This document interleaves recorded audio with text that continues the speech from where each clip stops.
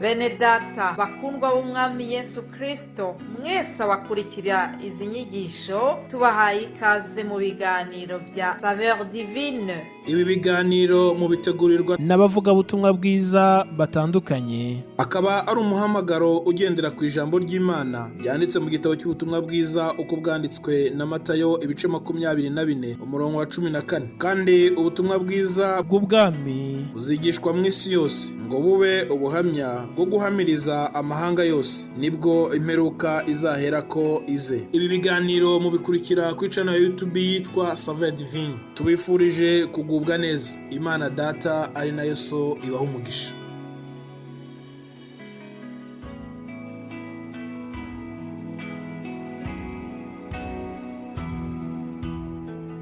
Yesu ashimwe cyane bene data, ndabasuhuje mwese mu izina rya Yesu. Ndi Odette Kandama mu kiganiro Saveur Divine. Ndongeye ndagarutse nje kuvugana namwe kuri uyu munsi ko imbaraga z'Imana zituma tugira amahoro no mu bigeragezo. Imana ishimwe. Kugira ngo dusome amagambo yanditse mu gitabo cy'Abami ba kabiri, turasoma ibice 4, turagenda dusoma imirongo mike. Abami ba kabiri ibice 4, duhere ku murongo wa 16 tugeze ku wa 23, hanyuma turasoma wa 26. Niturangiza dusimbuke dusome wa 32, nanone tugeze ku wa 33, hanyuma dusimbuke dusome n'uwa 35. Imana nibaho umugisha. Elisa aramubwira ati umwaka utaha nk'iki gihe uzaba ukikiye umwana w'umuhungu. Nawe aramusubiza ati oya databuja, muntu w'Imana we, bibeshye umuja wawe. Hanyuma umugore arasama, igihe kigeze abyara umwana w'umuhungu nk'uko Elisa yamubwiye. Umwana amaze gukura, umunsi umwe asanga se mu basaruzi. Ahageze abwira se ataka ati umutwe we. Sabwira umugaragu ati muterure umushyire nyina. Nuko aramujyana amushyikiriza nyina. Nyina amwicaza ku bibero. Agejeje ku manywa y'ihangu arapfa. Amaze gupfa, nyina aramwurirana amurambika ku buriri bwa wa muntu w'Imana, aramukingirana arisohokera. Ahamagara umugabo we aramubwira ati ndakwinginze nyoherereza umwe mu bagaragu bawe n'indogo bimwe, nyaruke ngere kuri wa muntu w'Imana. Nawe aramubaza ati niki kikujyanye iwe none ko atari mu mboneko z'ukwezi cyangwa umunsi w'isabato? Nawe ati ariko ni byiza ko ngenda. Imana ishimwe. 26, ndakwinginze irukanka muhure umubaza uti ni amahoro, n'umugabo wawe araho, n'umwana wawe? Umugore aramusubiza ati ni amahoro. Haleluya. Dusome 32 na 33, hanyuma dusimbuke turangirize kuri 35. Nuko Elisa araza yinjira mu nzu asanga umwana yapfuye aryamye kuri bwa buriri bwe. Arinjira yikingirana n'uwo mwana, bombi atakambira Uwiteka. 35. Elisa arabyuka yigenzagenza muri iyo nzu, akubita hirya aragaruka, arongera arurira amurambararaho. Umwana yitsamura 7 arambura amaso. Haleluya. Nababwiye ngo turavugana ku magambo avuga ngo imbaraga z'Imana zituma tugira amahoro no mu kigeragezo. Uyu mugore bamwita ngo ni umushunemukazi, yari abantu bita ishunemu. Hanyuma yabyaye umwana w'amasezerano. Uyu ni umuryango wacumbikiye umugaragu w'Imana Elisa. Hanyuma igihe kiragera, ni inkuru ndende, muzasome muhereye ku murongo wa 1, mumanuke mugeze ku murongo wa 37 muzumva inkuru. Uyu mugore rero nta mwana yagiraga mu gihe yacumbikiye Elisa. Elisa aza kumubwira ko azabyara umwana w'umuhungu. Igihe kigeze rero koko wa mwana aravuka uko Elisa yari yabivuze. Ariko igihe kigeze uyu mwana w'amasezerano yaje kurwara ndetse aranapfa. ariko amaze gupfa wa mugore akora ikintu cy'igitangaza kidasanzwe, ngo afata wa mwana, umubiri wa wa mwana umaze gupfa, aragenda awurambika ku buriri bwa Elisa. Mu kwizera aharambika umwana, umubiri wa wa mwana. Arangije ntiyabibwira papa w'umwana, ahubwo aramubwira ngo nyoherereza indogobi. Ati yinyoherereze rwose, unyoherereze n'umugaragu wawe njye kureba umuntu w'Imana. Ati kudasanzwe ujyeho bimeze biti. Umugore rero ndimo ndavuga imbaraga z'Imana zituma tugira amahoro no mu kigeragezo. Aramubwira ngo ni byiza ko ngenda.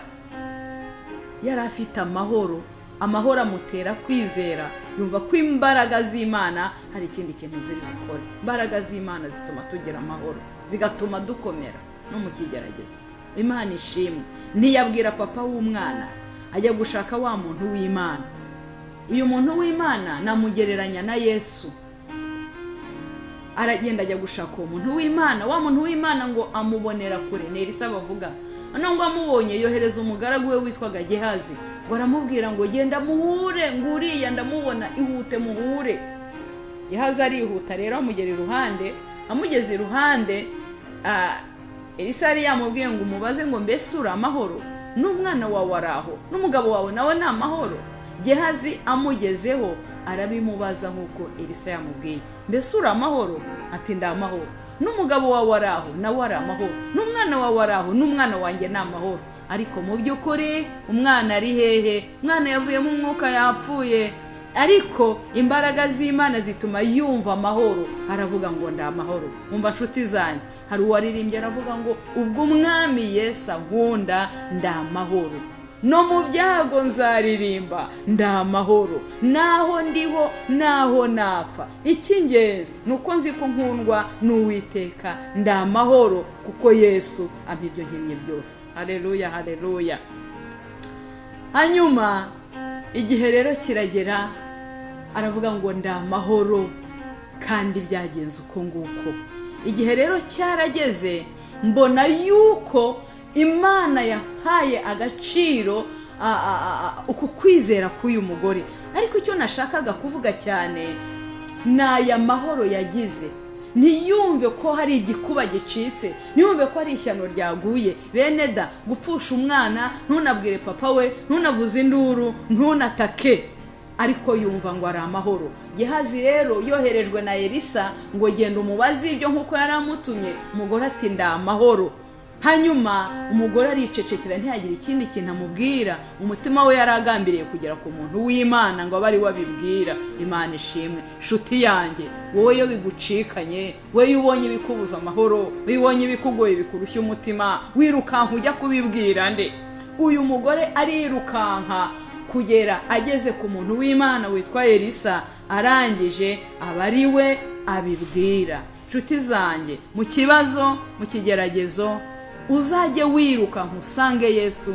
Niwe nshuti nziza taduhana, niwe nshuti nziza itatwumvira ubusa. No mu byago no mu makuba, Yesu aduha amahoro, Yesu aduha imbaraga zo gutsinda ibitugerageza, akanaduhumuriza uko nawe yarageragejwe, arababazwa, birigitubwira ngo abasha no gutabara no kurengera no guhumuriza abageragezwa bose. Imana ishimwe.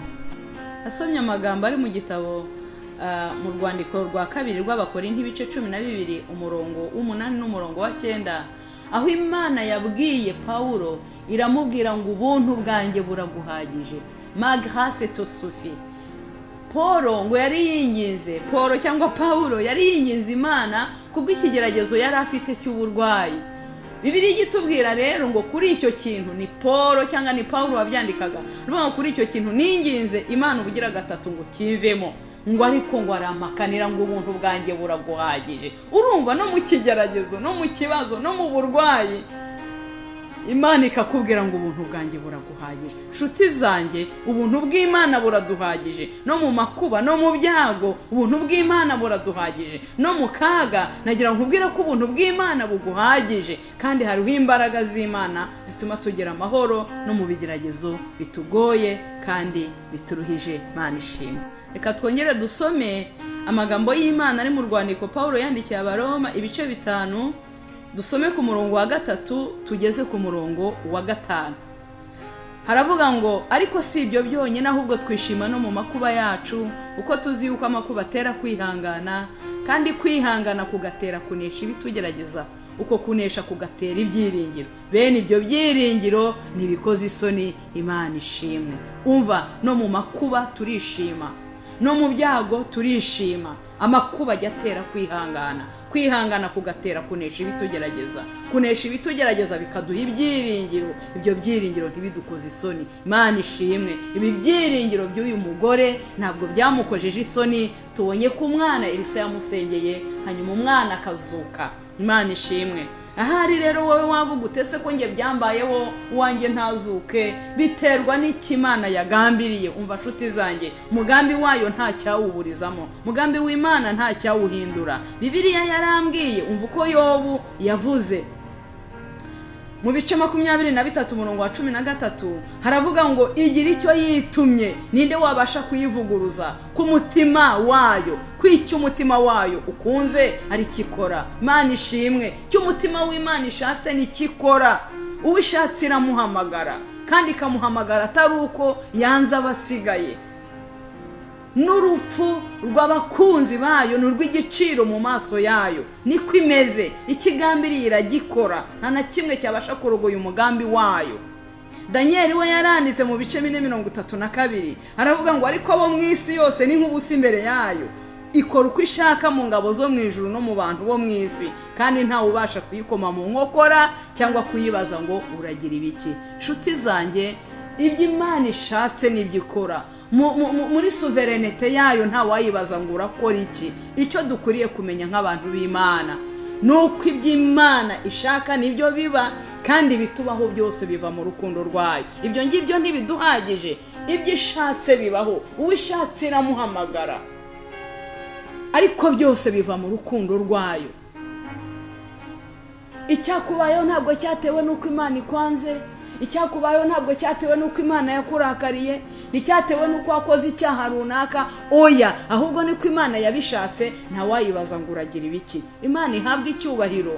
No mu byago tujye turirimba, no mu byago twishime. Si ibyo gusa, twishima no mu makuba yacu, kuko amakuba ajya atera kwihangana, kwihangana kugatera kunesha ibitugerageza, kunesha kugatera ibyiringiro. Hanyuma ibyo byiringiro ntibidukoze isoni. Mukomere, Yesu aradukunda. Uko byaba biri kose, Yesu ni umwami, kandi afite imbaraga zituma tugira amahoro, cyangwa ziduha amahoro no mu biturushya no mu bitugora. Imana nibaho umugisha, Imana nibashyigikire, Imana niguha izo mbaraga mu bikuruhije n'ibikugoye simbizi, ariko Imana niguha ayo mahoro no muri ibyo bigeragezo, mu izina rya Yesu. Imana nibaho umugisha.